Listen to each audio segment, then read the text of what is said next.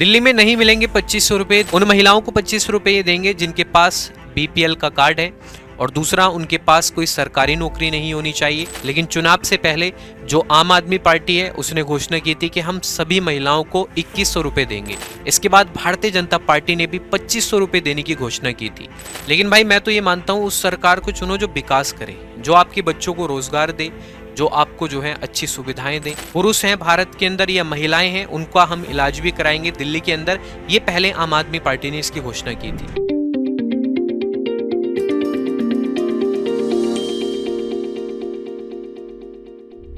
RG ज्ञान सबसे सटीक। दिल्ली में नहीं मिलेंगे 2500 रुपए। दिल्ली में भारतीय जनता पार्टी ने एक नया जमूला यहां पर दे दिया है। आज हम बात करने वाले हैं कि दिल्ली में जो भारतीय जनता पार्टी ने चुनाव से पहले घोषणा की थी कि हम सभी महिलाओं को 2500 रुपए देंगे, लेकिन अब इन्होंने आज 8 मार्च को घोषणा की है कि कुछ महिलाओं को ही 2500 रुपए देने का काम ये करेंगे।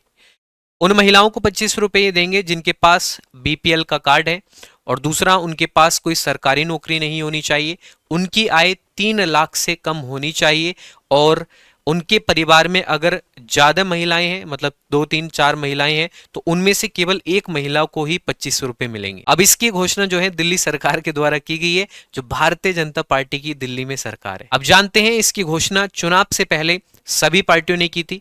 जैसे दिल्ली में चुनाव हुए 5 फरवरी 2025 को, 8 फरवरी को रिजल्ट आए, लेकिन चुनाव से पहले जो आम आदमी पार्टी है उसने घोषणा की थी कि हम सभी महिलाओं को 2100 रुपए देंगे।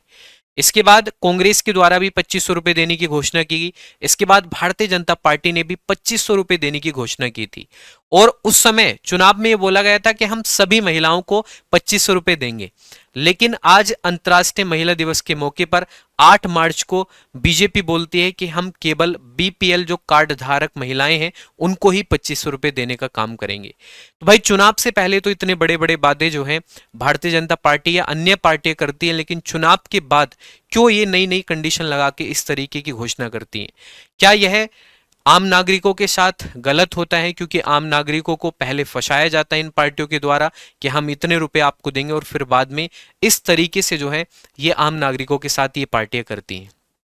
दिल्ली में इस बार 8वीं विधानसभा के लिए चुनाव हुए थे, और चुनाव का रिजल्ट आया था 8 फरवरी को। आम आदमी पार्टी ने 22 सीटें जीती थी, कांग्रेस को इसमें एक भी सीट नहीं मिली थी।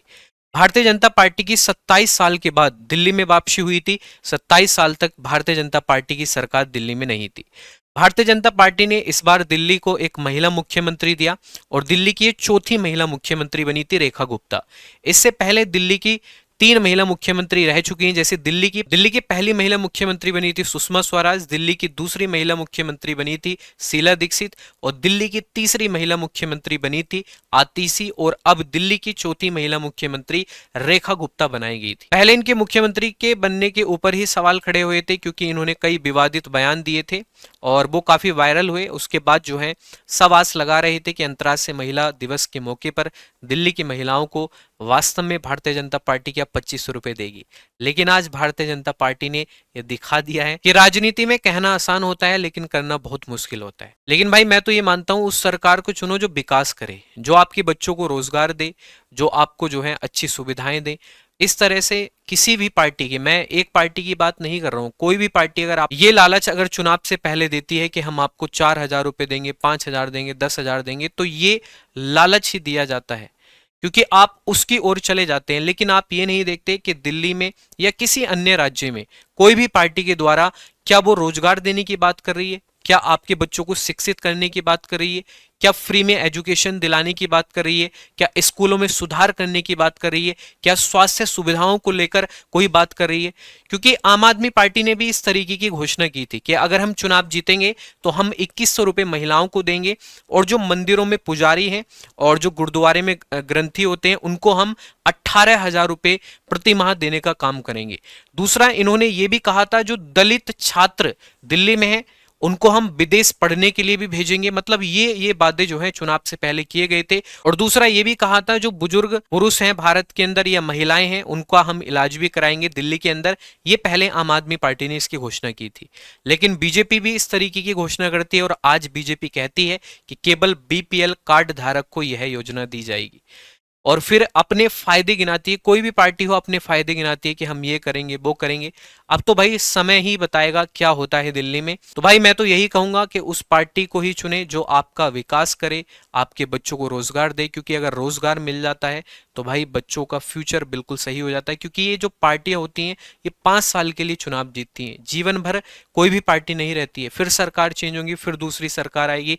लेकिन अगर आपके बच्चे के पास एक रोजगार होगा, आपका बच्चा शिक्षित होगा, अच्छे स्कूल में पढ़ने जाएगा और अच्छी तरीके से शिक्षा ग्रहण करने के बाद उसको जब एक रोजगार मिलेगा तो वो आने वाले समय में अपने परिवार का जो बोझ है उसको संभाल सकता है, अपने परिवार की जिम्मेदारी को संभाल सकता है, आपके बुढ़ापे का सहारा बन सकता है।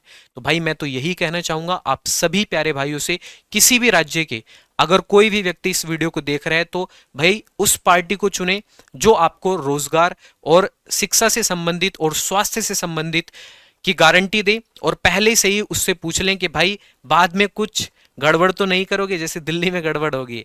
ठीक है, तो आप सभी प्यारे भाइयों से यही कहना चाहूंगा, सरकार सही चुने, ये आपके पास अधिकार होता है, वोट डालने का अधिकार हमारे पास होता है। और इसी के साथ हमारी ये वीडियो यहीं समाप्त होती। कमेंट करके जरूर बताएं क्या आने वाले समय में दिल्ली में बीजेपी विकास कर सकती है या नहीं कर सकती है, कमेंट करके जरूर बताएं। जय हिंद, जय भारत।